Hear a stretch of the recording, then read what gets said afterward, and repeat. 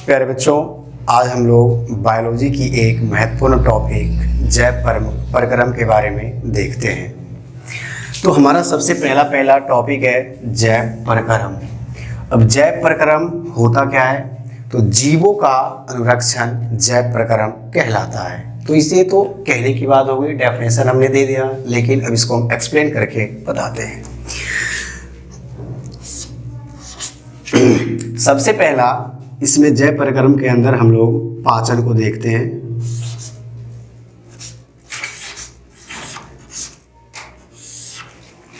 दूसरा पॉइंट हमारा श्वसन होता है।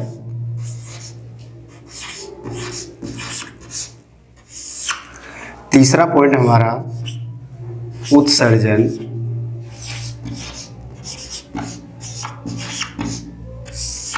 चौथा पॉइंट हमारा परिसंचरण।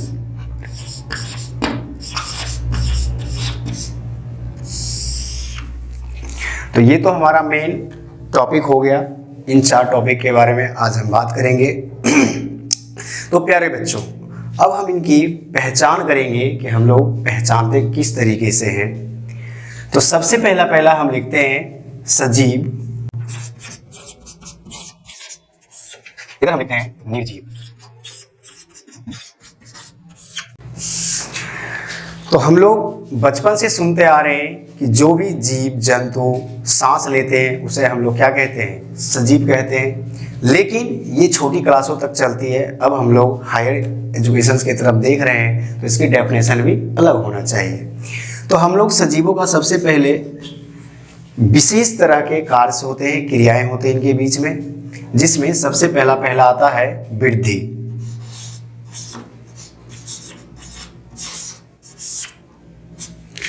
सजीव वृद्धि करते हैं। जैसे छोटे बच्चे जब छोटे रहते हैं फिर वो समय के साथ क्या कर जाते हैं? वृद्धि कर जाते हैं। लेकिन निर्जीव में वृद्धि नहीं होती है। इसके बाद इसमें आता है श्वसन। हम इंसान में, प्लांट्स में, पेड़ पौधे में, सभी में श्वसन की क्रिया होती है, लेकिन निर्जीव में श्वसन की क्रिया नहीं होती है। जैसे मान लीजिए हमने मार्केट से एक ये मार्कर खरीदा, ये कभी भी ना ही इसकी साइज में वृद्धि होगी, ना ही इसकी कभी भी मोटाई, लंबाई, चौड़ाई किसी में भी इसकी वृद्धि नहीं होगी। That's final. इसके बाद हम आते हैं इसमें परिवहन या फिर उत्सर्जन।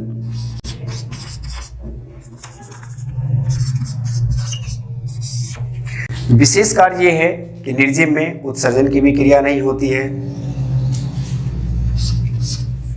That's final. इतना हम लोग समझ चुके हैं। अब हम सबसे पहले जानेंगे पाचन। पाचन के लिए हमें पोषण के तरफ देखना होगा। तो बच्चों, हम इससे पहले सजीव और निर्जीव के बारे में जान चुके थे, लेकिन पाचन, जब भी हम कुछ खाएंगे नहीं तो पाचन के बारे में कैसे पता चल पाएगा हमें, है ना? और खाने के लिए सबसे पहले हमें अब पोषण की तरफ देखना पड़ेगा कि पोषण क्या होता है, पोषण के प्रकार क्या होते हैं, फिर इसमें हम पहचान समझ पाएंगे।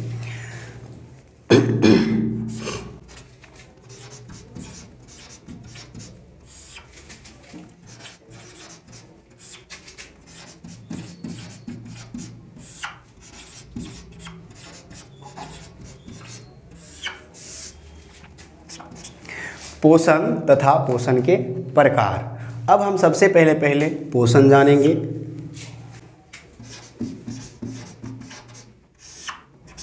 बच्चों, अब हम तुमसे एक सवाल करना चाहते हैं। जैसे पोषण का मतलब होता है भोजन, ठीक है?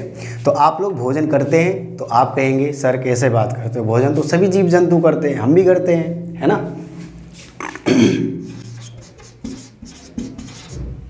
भोजन। अब हम आपसे पूछेंगे कि भोजन करते क्यों हैं, है ना? तो भोजन हम मेनली रूप से ऊर्जा के लिए करते हैं। ऊर्जा यानी क्या? इसका इंग्लिश मीनिंग होता है एनर्जी, है ना? एनर्जी। अब हम भोजन करते हैं एनर्जी के लिए, जिससे जैसे अभी मान लीजिए हम दुनिया में कोई भी काम करें जिसमें हमें एनर्जी की ज़रूरत होती है। जैसे अभी हम आप लोगों को पढ़ा रहे हैं, तो हमें एनर्जी की ज़रूरत है। आप लोग अभी पढ़ रहे हैं, आपको अभी किस चीज़ की ज़रूरत है? एनर्जी की ज़रूरी है। अब हमें अच्छी एनर्जी या फिर अच्छे स्वास्थ्य के लिए किस तरह के भोजन करना चाहिए? तो बच्चों सबसे पहले हम देखेंगे भोजन। हम लोगों ने काफ़ी सुन चुके हैं कि हमें संतुलित आहार करना चाहिए, संतुलित आहार लेना चाहिए, जिसमें कार्बेट वो क्या बोलते हैं विटामिन्स हो, वसा हो, फैट्स हो, सभी क्या हो? संतुलित हो।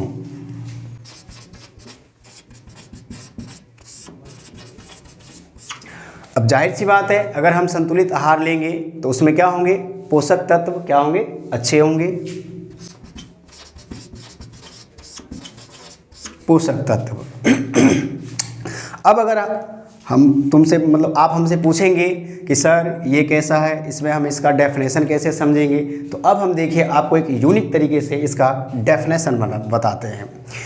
अब हम जैसे इसका डेफिनेशन बोलते हैं कि पोषण क्या है, किसे कहते हैं, तो भोजन में उपस्थित पोषक तत्व, भोजन में उपस्थित पोषक तत्व जिसे हम ग्रहण कर इसका उपयोग ऊर्जा के लिए करते हैं। किसके लिए करते हैं? ऊर्जा के लिए करते हैं। क्या कहलाएगा? पोषण कहलाएगा बच्चों, पोषण कहलाएगा। अब हम आगे देखते हैं पोषण के प्रकार। तो बच्चों पोषण हम समझ लिए थे, अब हम पोषण के प्रकार को समझते हैं। पोषण के प्रकार को समझते हैं। तो पोषण दो प्रकार के होते हैं। पोषण दो प्रकार के होते हैं, ठीक है। अब हम इसमें सबसे पहला देखते हैं कि पोषण के सबसे पहले प्रकार क्या है। तो पोषण के सबसे पहला प्रकार स्वपोषण, स्वपोषण या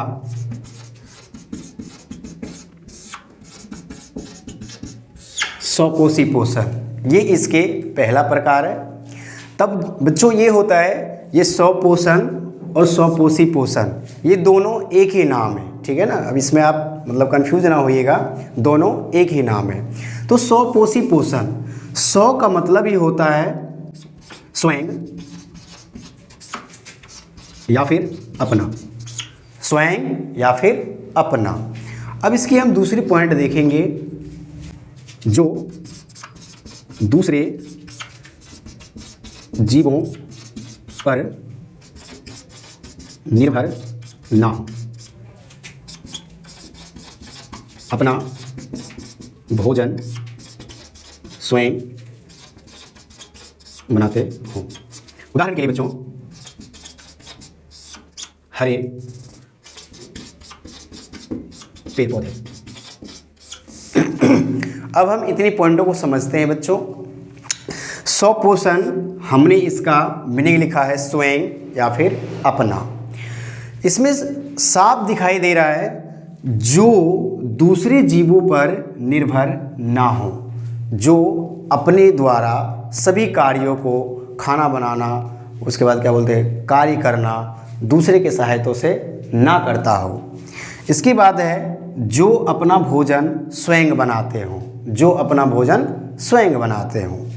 उदाहरण के लिए आता है बच्चों, सबसे इसका एक ही उदाहरण होता है, क्योंकि दुनिया में हर एक चीज़ परपोषी ही है। सिर्फ एक पेड़ पौधे ही ऐसे हैं जो अपना भोजन स्वयं बनाते हैं। वो प्रकाश संश्लेषण की एक टॉपिक है, उस पर हम लोग बात करेंगे, लेकिन फिलहाल इतना समझ लीजिए कि हरे पेड़ पौधे ही एक ऐसे हैं जो अपना भोजन स्वयं बनाते हैं, जिसमें इसको स्वपोषी पोषण कहा जाता है।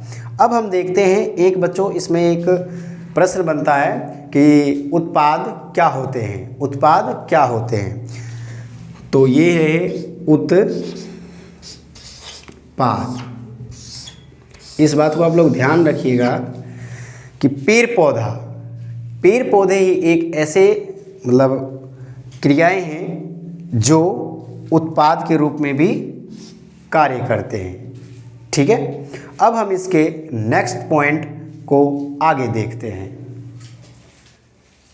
चलिए बच्चों, अब हम देखते हैं इसके नेक्स्ट पॉइंट, यानी क्या दूसरा प्रकार इसका क्या होता है। तो इसका दूसरा प्रकार होता है बच्चों परपोषी पोषण या विषमपोषी पोषण। बच्चों इसके भी दो नाम होते हैं, इसमें आप कंफ्यूज ना होइएगा। इसके बाद इसमें देखिए पर का मतलब होता है दूसरा। पर का मतलब क्या होता है? दूसरा या फिर दूसरे, सब बात है। इसके बाद हम देखते हैं जो अपना काम या फिर जो अपना भोजन स्वयं ना बनाते हो। जो जीव दूसरे पर निर्भर हो। उदाहरण मनुष्य। बच्चों अब हम इसके परपोषी विषमपोषी इसकी हम टू द पॉइंट बता दिए थे। पर का मतलब होता है दूसरा। यही से साफ है कि जो जीव दूसरे पर निर्भर हो, जो जीव दूसरे पर निर्भर हो और अपना भोजन स्वयं ना बना पाते हो, उसे हम परपोषी या फिर विषमपोषी पोषण कहते हैं। जैसे उदाहरण के लिए मनुष्य। अब हम लोग कभी कभी सोचते हैं और लोग कह भी देते हैं कि हम मनुष्य परपोषी नहीं है, स्वपोषी है, लेकिन ये गलत है। कैसे? तो हम मतलब अपने मम्मी के साथ जब वो किचन में खाना बना रही होती है तो खाना बनाती नहीं है, हम लोग बनाते नहीं है, वो लोग खाने को पकाते हैं। खाना हमें पौधे से मिलते हैं। खाना हमें कहाँ से मिलती है? पौधे से। जैसे साग सब्जी हो गया, किसी भी चीज़ को हम क्या करते हैं? मार्केट से खरीदते हैं, फिर हमें वो किचन में क्या किया जाता है? पकाया जाता है। तो हम मनुष्य भी किस चीज़ में आते हैं? परपोषी में आते हैं। ठीक है बच्चों। अब हम इसके अगले पॉइंट में देखेंगे कि विषमपोषी और स्वपोषण के भी 2-3 प्रकार होते हैं। ठीक है, इसके हम अगले प्रकार को देखते हैं। चलिए बच्चों अब हम देखते हैं इसके नेक्स्ट पॉइंट के बारे में कि वो क्या कहता है, जिसमें सबसे पहला है शाकाहारी।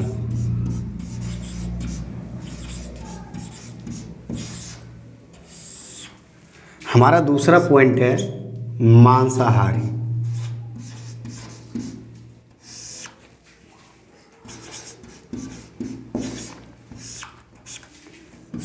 और तीसरा पॉइंट है हमारा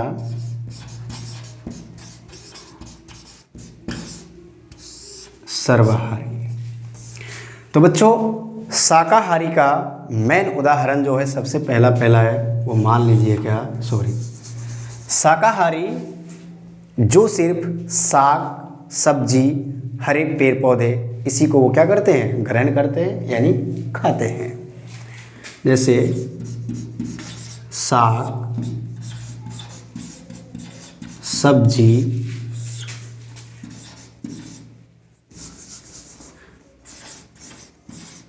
हरे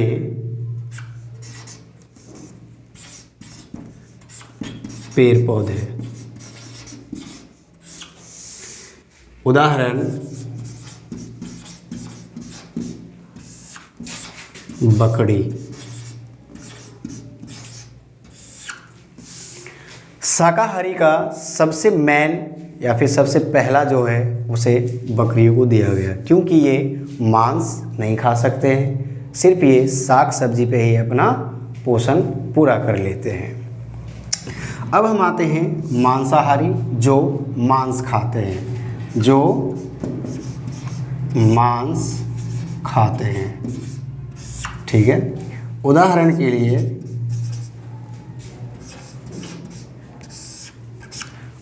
लिए बच्चों जैसे शेर,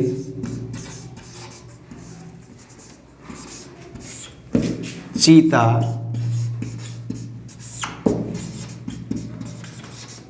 बाघ, जो कि सिर्फ और सिर्फ अपना भोजन मांसों को ही खा करके पूरा करते हैं।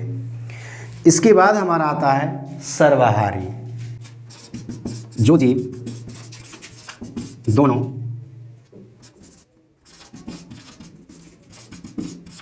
चीज़ों को खाते हैं।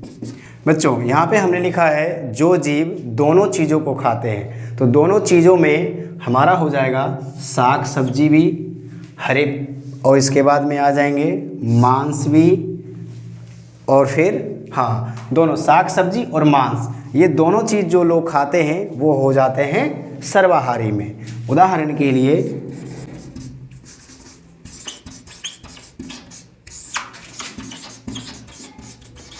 मनुष्य, उदाहरण के लिए मनुष्य ने क्या, मानव ही एक ऐसे आज के समय में जीव बन चुके हैं जो कि साग सब्जी मांस दोनों चीज़ों को खाते हैं अपने पोषण को पूरा करने के लिए। तब तक के लिए अब हम इस टॉपिक को ख़त्म करते हैं यहीं पे। अब हम मिलेंगे अगली वीडियो में, तब तक के लिए जय हिंद।